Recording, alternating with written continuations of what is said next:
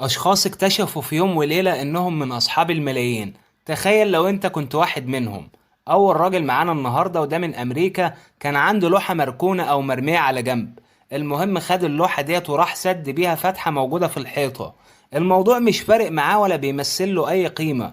في يوم من الأيام جاله ضيف وأثناء الزيارة قال له: إيه اللي أنت عامله ده؟ حاطط لوحة أصلية على الحيطة علشان تسد بيها الفتحة؟ هو انت ما تعرفش ان اللوحة دي اصلية رسمها الفنان مارتن جونسون في بداية القرن التسعتاشر، وتمنها دلوقتي بيوصل لملايين الدولارات. الراجل صاحب البيت ما صدقش كلام الضيف وقال له: خلاص يا عم انت اشتريها بأي فلوس. فقام الضيف اخد اللوحة وحول له 1,500,000 دولار على حسابه البنكي.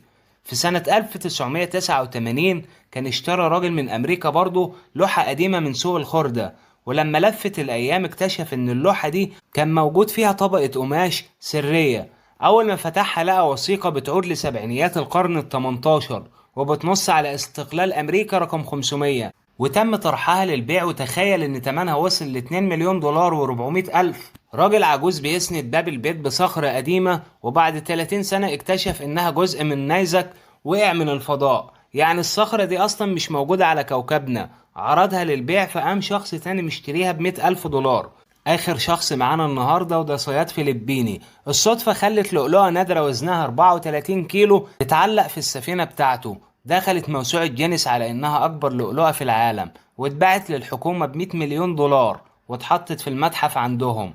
قول لي دلوقتي في التعليقات، تفتكر عندك حاجة بملايين الدولارات وانت مش واخد بالك منها؟